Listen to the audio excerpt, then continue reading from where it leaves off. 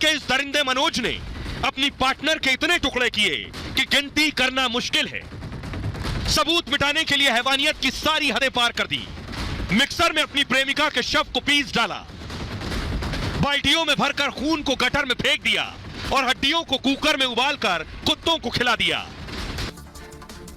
आइए अब मैं आपको दिखाने जा रहा हूं किस बेरहमी से मनोज ने अपनी प्रेमिका को मारा है। देखिए जरा, ये मनोज है और ये मनोज का घर है।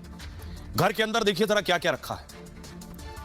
ये मिक्सर ग्राइंडर रखा है, शव के पैकेट रखे काली पन्नी में जो आप देख रहे हैं, काटा है जिन्हें। उधर कुकर रखा है, हड्डियों को कुकर में पकाया है। मुंबई के मीरा रोड में 32 साल की लिव इन पार्टनर का मर्डर हुआ। इनकी उम्र 56 है और सरस्वती की उम्र 32 साल थी। आपको बताऊं, 24 साल छोटी पार्टनर के मनोज ने टुकड़े टुकड़े कर दिए।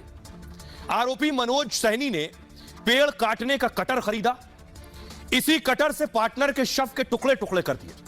सबूत छिपाने के लिए शव के टुकड़ों को कुकर में उबाला।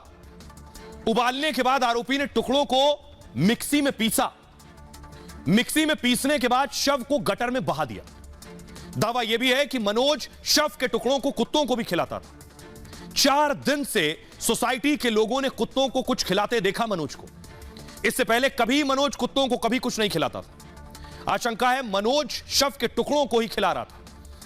मीरा रोड पर आकाश गंगा बिल्डिंग में मनोज और सरस्वती साथ रहती थी। बिल्डिंग के 7वें फ्लोर पर किराए के फ्लैट में दोनों रहते थे। पिछले 3 साल से मनोज पार्टनर सरस्वती के साथ रह रहा था।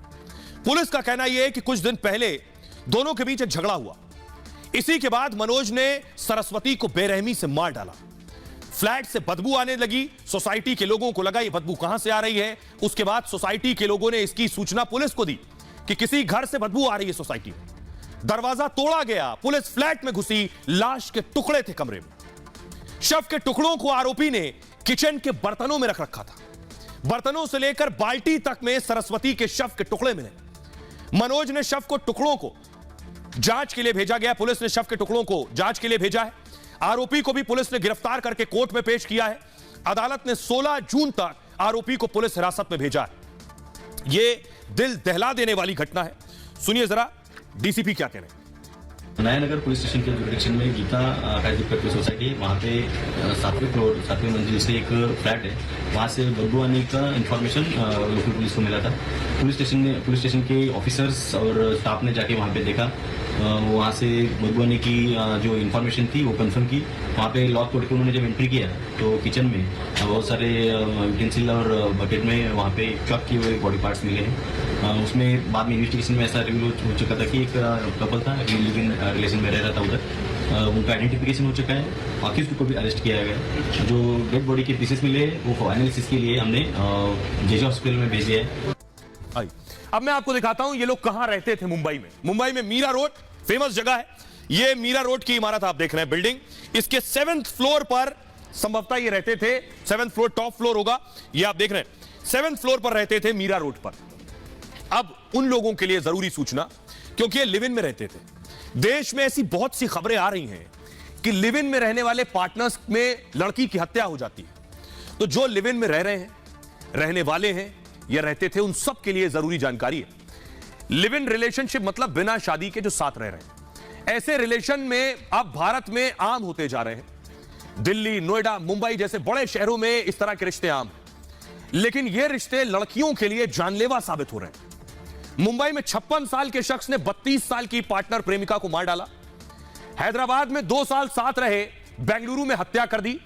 लड़ाई हुई तो बॉयफ्रेंड अर्पिता ने आकांक्षा को मार डाला। दिल्ली में घटना सामने आई, दूसरी शादी के लिए साहिल ने निक्की का कत्ल कर दिया।